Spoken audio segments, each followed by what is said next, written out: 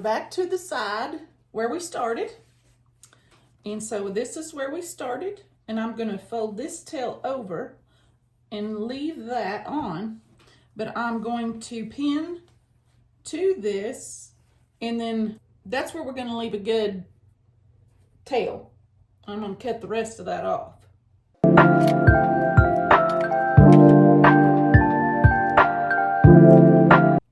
Pinned all the way around. Now we're just going to sew it. Going to pull up my bobbin thread. And I don't sew over my pins. I remove my pins. So I'm going to do a little bit of stitching forward. And I'm going to reverse.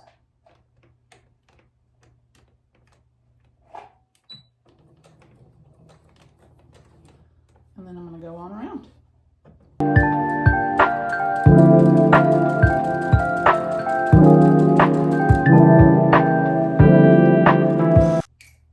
I'm going to check my stitches.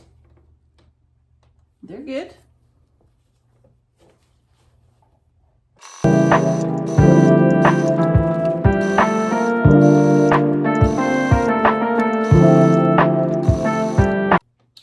Another head pulled off. Okay, I'm at my corner. I'm going to leave my needle in the down position, and I'm going to lift my presser foot. I'm going to turn my quilt top.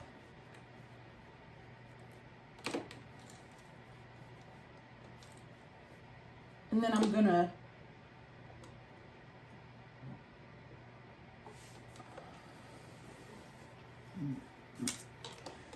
I'm a 1/4 inch away. I'm going to back stitch a few stitches.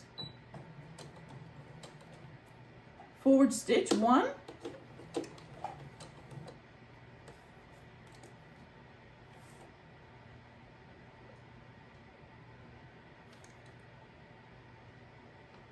I'm going to cut my thread. Lift my presser foot. Pull my thread a little bit. Pull up my bobbin. And then I'm going to take this where it was folded at a 90-degree angle, and I'm going to push it up to the top, or to the other corner in the other direction at a 90-degree angle. This is going to form our mitered corner when we press it open.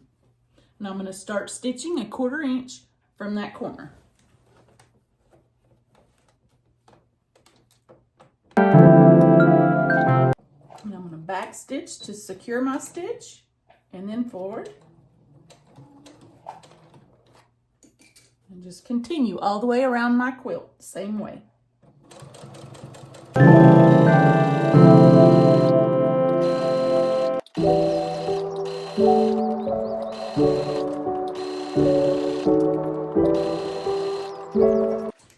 Just like on my other machine, on my Little Rebel, I have this machine set up to where it stops in the needle down position. And for that reason, if you're new to quilting, it's because it keeps your quilting where it needs, or your sewing where it needs to be if your fabric was to move.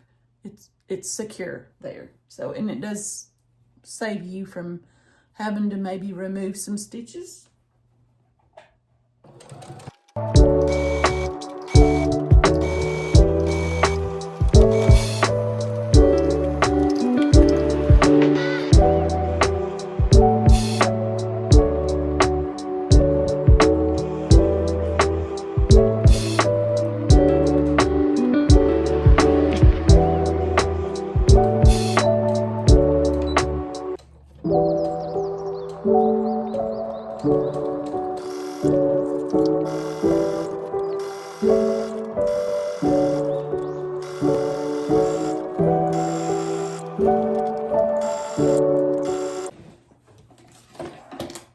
Okay, I've made it all the way around my quilt. Now I'm going to go back and I'm going to trim off my loose ends where I backstitched.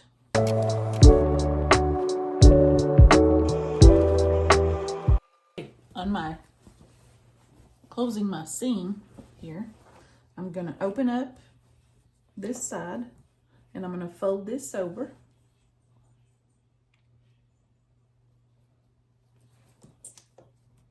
To where it's, I'm going to turn my iron on because I'm going to iron that flat there and just kind of finger crease it. And then this tail, I'm going to tuck in there. Actually, I'm going to pin that so it will stay at that angle.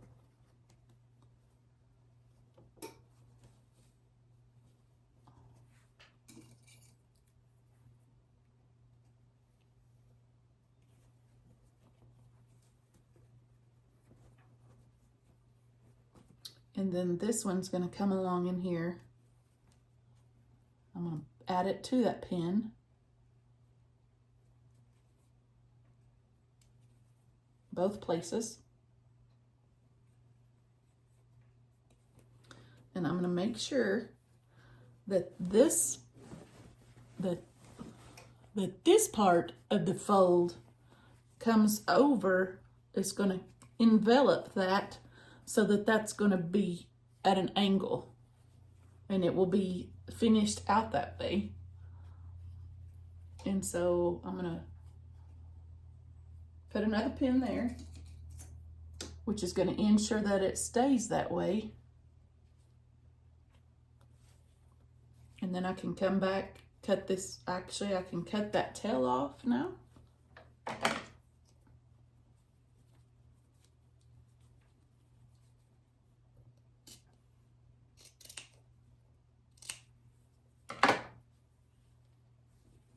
And that can tuck in there like that, and it will sew flat.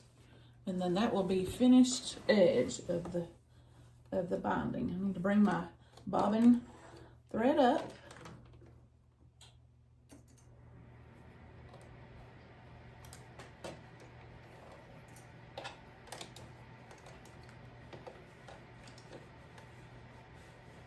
And I'm going to start about 1 inch back from where I stopped. And I'm going to go and backstitch to set it. Just 1 or 2 stitches. And then 1/4 inch seam allowance.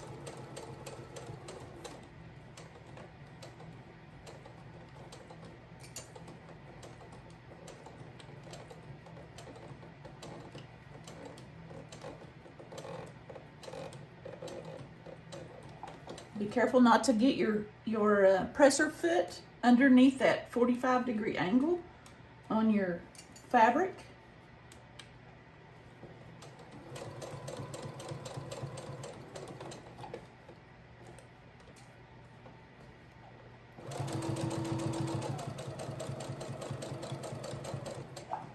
And then just make sure that you're coming in at the right, that you're going to meet where you started on your stitching. And just kind of make any adjustments you need to about coming over to meet that.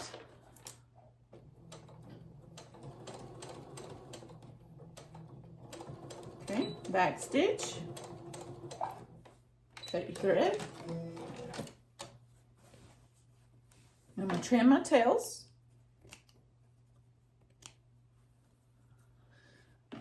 And I'll show you up close what I was talking about.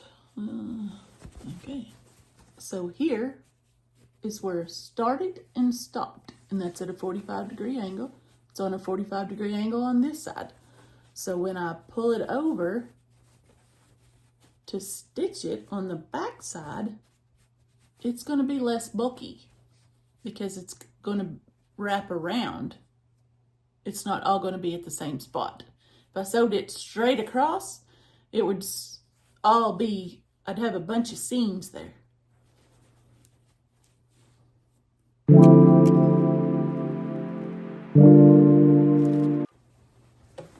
Now I'm going to set up my iron.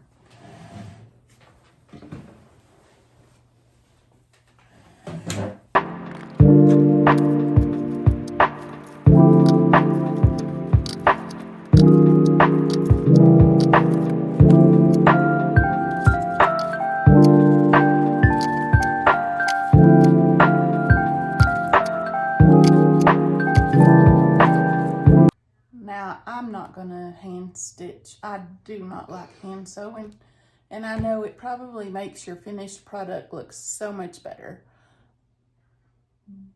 but I don't have it in me. If I was doing it for somebody else and making money at it, I might do it, but this is just for me in the pleasure of my own home, and I don't have a problem with machine stitching to finish binding. So what I'm going to do now is I'm going to show you how I would finish this off. So here is the seam where your binding is sewed onto the front of your quilt. This is the finished edge of your binding. You're going to want that finished edge to be right on that stitch. So I'm going to pull that binding to that stitch and place my pin.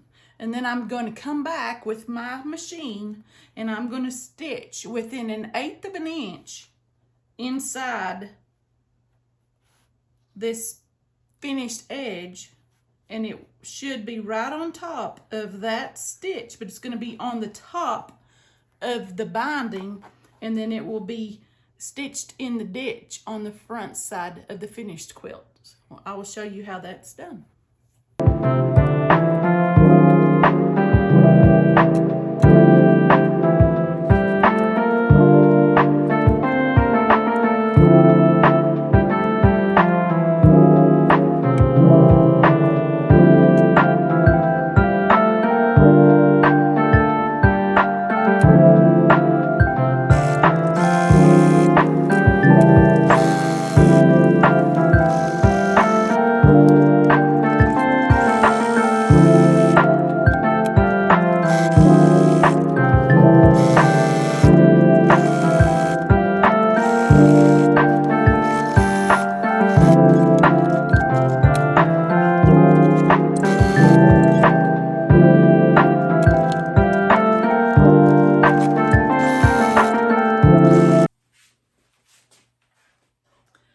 Finished my binding, and it is beautiful.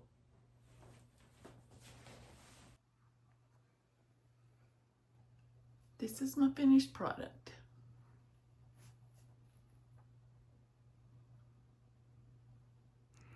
Now I'm going to go throw it in the washer and the dryer, fluff it up.